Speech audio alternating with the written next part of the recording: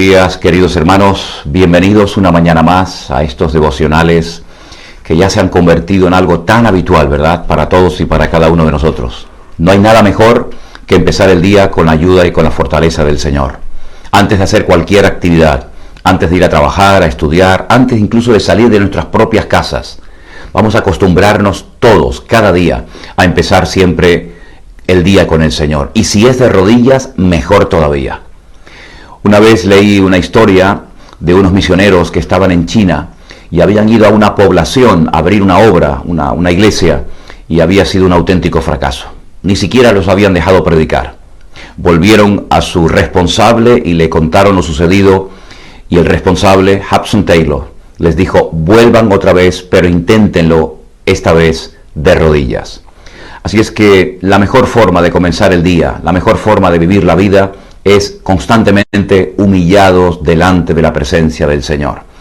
Y hay una promesa para los que se humillan, para los que viven con esa actitud de dependencia constante y permanente del Señor. Y es que los que se humillan serán levantados, exaltados. Pero sin embargo, aquellos que se levantan, aquellos que se proclaman, en fin, cualquier cosa, pues dice la Biblia que también serán humillados. Y una persona que se humilló, una persona que buscó ayuda, que buscó al Señor durante la noche, fue aquel hombre llamado Nicodemo. Juan capítulo 3 nos cuenta su historia y dice así: había un hombre de los fariseos que se llamaba Nicodemo, un principal entre los judíos. Este vino a Jesús de noche y le dijo: Rabí, sabemos que has venido de Dios, porque nadie puede hacer estas señales que tú haces si no está Dios con él. Jesús le dijo: en verdad te digo, de cierto te digo, como dicen otras versiones, si no naces de nuevo, no puedes ver el reino de Dios. Otras versiones dicen: no puedes entrar en el reino de Dios. Nicodemo no entendió absolutamente nada. Era un maestro de la Torá, de la ley de Israel. Era un hombre importante, principal entre los judíos. Él fue el que pidió el cuerpo del Señor Jesucristo para poderle dar una digna sepultura. Luego se ve que era un hombre que tenía acceso a las autoridades, un hombre influyente, un hombre importante, un hombre principal, como hemos leído. Sin embargo, no entendió la respuesta de Cristo. ¿Nacer de nuevo? ¿Tengo otra vez que volver a entrar en el vientre de mi madre y volver a nacer? Si ese es el requisito para poder entrar, para poder disfrutar del reino de los cielos, ¿quién puede tener ese privilegio? Puesto que es totalmente imposible que demos marcha atrás y volvamos a nacer entrando en el vientre de nuestra madre por segunda vez. Nicodemo no entendía absolutamente nada, porque las cosas de Dios, las cosas de la palabra, hay que entenderlas espiritualmente. Y la Biblia dice que el hombre carnal, el hombre natural, por muy inteligente, por muchos títulos académicos que posea, por mucho patrimonio que tenga, si no tiene el Espíritu de Dios, él no puede entender, por más que quiera, las cosas que tienen que ver y que tienen que interpretarse de una forma espiritual. Sin embargo, la Biblia dice que el hombre que tiene el Espíritu de Dios es capaz de interpretar, es capaz de discernir las cosas de Dios de una forma diferente. Digamos que tiene un entendimiento, tiene una luz que le permite ir más allá de lo natural. Porque entiende que muchas veces lo natural es un reflejo de lo espiritual. Siempre puede haber algo detrás de algo que aparentemente es normal, cotidiano, pero la percepción espiritual del hombre que ha nacido de nuevo, del hombre que ha experimentado un encuentro, una experiencia personal con Cristo, sin lugar a dudas, es completamente diferente. Ahora bien, Nicodemo era un hombre que tenía interés. De hecho, yendo en contra de la norma, jugándose tal vez su prestigio religioso, es capaz de ir y tocar de noche a la puerta donde estaba durmiendo o descansando en aquel momento el Señor Jesucristo. Él parece ser que va en nombre de varias personas, porque dice: sabemos que has venido de parte de Dios. Es decir, reconocían que Jesús era un grandísimo maestro, con una autoridad fuera de lo común, fuera de lo normal. Pero él no entendía aquella palabra de: os es necesario nacer de nuevo si queréis entrar en el reino de los cielos.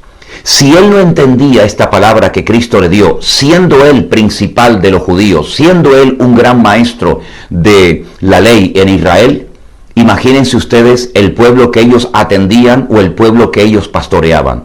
¿Qué enseñaban entonces en las sinagogas de aquella época? Si él no entendía el concepto nacer de nuevo, tener un encuentro, una experiencia personal con Jesús, empezar de cero, si él no entendía este concepto, ¿qué tipo de enseñanzas entonces daban los rabinos de la época? Por eso cuando el Señor Jesucristo aparece en la escena pública de Israel, todo el mundo va detrás de él. Primero porque enseñaba con poder y autoridad. Segundo porque llegaba al corazón de la gente, al pueblo. El pueblo le entendía. No eran palabras tan, digamos, tan sofisticadas, aunque eran profundas, que la gente no podía entender. La gente disfrutaba escuchando y viendo las enseñanzas que el Señor Jesucristo hacía. Además, los milagros eran algo habitual en la vida del Señor. Ahora bien, ¿cuántas personas hoy en día se suben a púlpitos? Me da igual el tipo de iglesia que sea, evangélica o católica, y no tienen nada que decir, porque están huecos, porque están vacíos. Son simplemente personas religiosas que se han aprendido una serie de normas, de ritos, de rituales, ¿verdad? Pero sin embargo no tienen el Espíritu de Dios morando en sus corazones. Y la pregunta que yo te hago, querido hermano y amigo, en esta mañana, ¿tienes el Espíritu de Dios contigo? ¿Puedes leer la Biblia y disfrutar de su lectura? Porque no solamente lees la Biblia de Dios, sino que tienes al Dios de la Biblia contigo. El otro día me decía una persona cuando leía uno de mis libros, que parecía que estaba, mientras lo leía, escuchando mi voz. Y yo me reía y le decía, ¿sabes lo que pasa? Que no solamente conoces el libro, sino conoces al autor del libro. Y es algo muy bonito cuando leemos la Biblia y sabemos quién está detrás de cada página de la Biblia.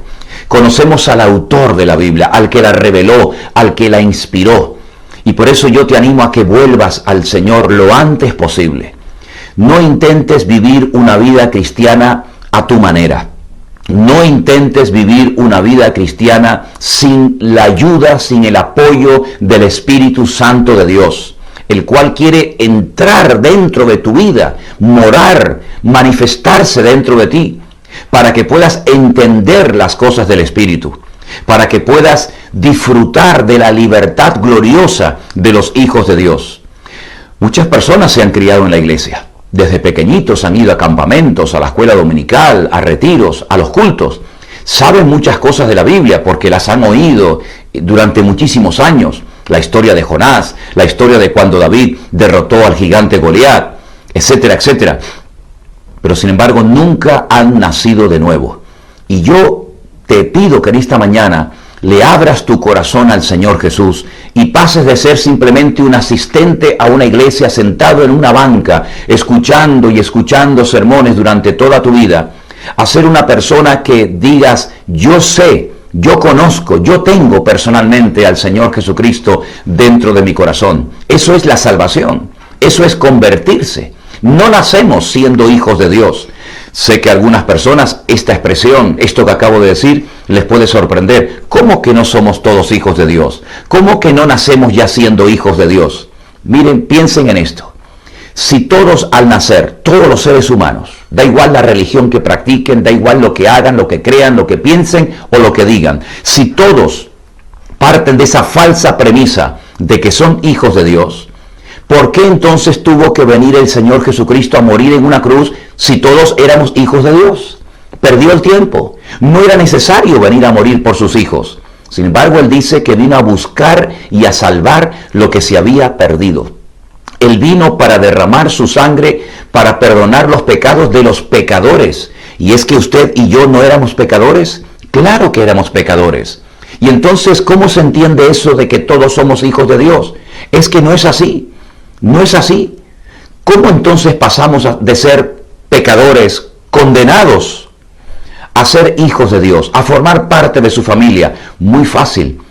Juan capítulo 1 dice que somos hijos de Dios no por herencia, no por nacimiento, no por genética, sino porque Él nos ha adoptado. Y es un concepto nuevo, muy bonito, muy profundo y muy interesante. Somos hijos de Dios no por nacimiento, sino porque hemos sido adoptados.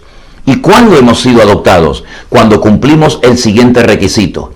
A todos los que le recibieron, a todos los que creen en su nombre, les dio potestad, les dio el privilegio, les dio el honor de ser llamados hijos e hijas de Dios. ¿Os dais cuenta? No es por nacimiento. Si fuera por nacimiento, todos los hijos y todos los nietos y bisnietos que tuviéramos en el futuro, automáticamente ya nacerían siendo cristianos, nacerían siendo salvos, nacerían siendo hijos de Dios. Nadie se condenaría. El infierno no tendría ningún sentido. Pero todo tiene sentido, todo encaja cuando entendemos que no nacemos salvos, no nacemos ya siendo parte de la familia de Dios, porque el hombre se desconectó de Dios. Recuerden, Génesis capítulo 3. Allí se produjo la ruina del hombre, cuando el hombre desobedece, cuando el hombre peca contra Dios, cuando el hombre hace lo que nunca tenía que haber hecho y comenzó a experimentar las consecuencias. Tuvo que ser expulsado de aquel lugar extraordinario llamado el Jardín del Edén. Ya no tenía acceso con esa libertad que tuvo al principio cada vez que se quería acercar a Dios. Ahora Dios estableció un nuevo sistema, los sacrificios de animales, para que cada vez que se acercara a la presencia de Dios y tuviera que sacrificar, tuviera que matar a un animal y viera la sangre de ese animal correr, recordara su pecado, su desobediencia, su desconexión de la presencia de Dios. Por eso tuvo que nacer, morir y ser crucificado el Señor Jesucristo, porque todos nos descarriamos como ovejas. Cada cual se apartó por su camino, dice el profeta Isaías en el precioso capítulo 53, que me gustaría que todos ustedes leyeran en esta mañana. Así es que Él nos llama a volver al redil. Él nos llama a volver a incorporarnos al verdadero camino, a volver a tener su cobertura, a volver a estar bajo su protección. Y entonces, cuando nacemos de nuevo, cuando le pedimos perdón por los pecados que hemos cometido, porque todos hemos cometido pecados, entonces Él nos limpia, Él nos perdona y Él nos adopta en su familia. Y entonces podemos decir, ahora soy un hijo y una hija de Dios, con derechos, con privilegios, con esa paz que sobrepasa todo entendimiento humano, y el Espíritu de Cristo entra a morar a nuestros corazones y estará con nosotros para siempre, hasta el fin del mundo. Y ahora podemos leer la Biblia y entenderla. Ahora podemos disfrutar de una relación directa y personal con Dios, sin intermediarios, sin tener que ir por este o por aquel, sino directamente a nuestro Padre. Porque cuando usted hablaba con su Padre, usted no tenía que hablar con 20 personas previamente para poder al final, si podía, acercarse a Él. No es como en el ejército, que no podemos ir directamente a la máxima autoridad, sino que hay un escalafón y tenemos que ir respetando, ¿verdad?, esa escalera de mando. Ahora no, ahora tenemos acceso libremente a la presencia del Señor. ¡Qué privilegios!, ¿verdad? Pero qué desgracia para todas aquellas personas que no entienden esto que estoy compartiendo en esta mañana. Por eso Nicodemo, un religioso, un principal entre los judíos, no entendía nada. Pero yo espero que todos y cada uno de ustedes entiendan que sin conversión, sin experimentar el nuevo nacimiento, no hay posibilidad ni de cambio, ni de paz, ni de restauración, ni de nada.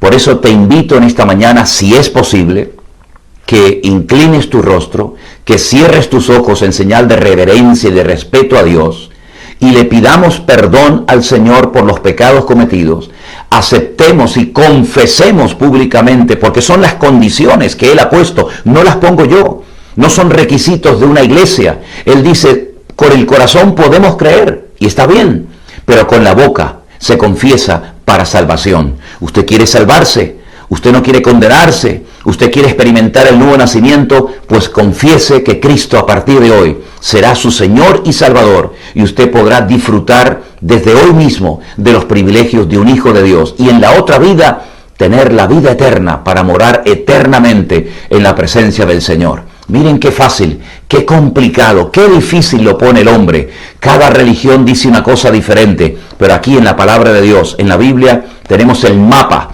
tenemos las instrucciones específicas para no condenarnos, sino para ir por el camino recto que lleva a la presencia de Dios. Oremos. Padre Celestial, te doy muchísimas gracias en esta mañana porque tú nos hablas claramente a través de tu preciosa palabra, Dios mío. Queremos pedirte perdón por nuestros pecados que nos han separado de tu presencia durante mucho tiempo. Pero hoy, arrepentidos, confesamos que el Señor Jesucristo será nuestro Señor y Salvador todos los días de nuestra vida. Queremos experimentar ese gozo de nacer de nuevo, de experimentar la salvación en nuestros corazones. Señor, límpianos con tu preciosa sangre. Inscribe nuestros nombres en el libro de la vida. Nos rendimos a ti y confesamos que Cristo es el camino, la verdad y la vida. Él es el único Salvador, el único mediador, el único nombre que puede salvar a la raza humana. Por eso creemos en ti y lo confesamos. Y te damos gracias por tu misericordia y por tu salvación tan grande. En el nombre de tu amado Hijo Jesús. Amén y amén. Mis queridos hermanos, lean la palabra de Dios. Alimenten ahora su alma. Alimenten su espíritu. Y van a experimentar cada día la paz, la presencia del Señor. Ya no estás solo. Él está ahora contigo. Habla con Él con toda confianza, con toda libertad. Y comienza a vivir en la libertad gloriosa de los hijos del Señor. Pídele que vaya cambiando todos los aspectos y áreas de tu vida en las que necesites cambiar. Vete alineándote con Dios. Vete poniendo en orden tu vida privada, tu economía, tu familia, tu trabajo, etc.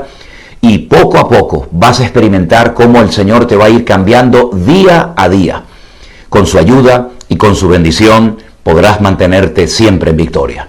Mis queridos hermanos, que el Señor les bendiga, que tengan un día lleno de la paz y de la bendición del Señor, y estaremos todo este día en comunión con el Señor, porque Él ahora está con nosotros cada día. Bendiciones, hermanos.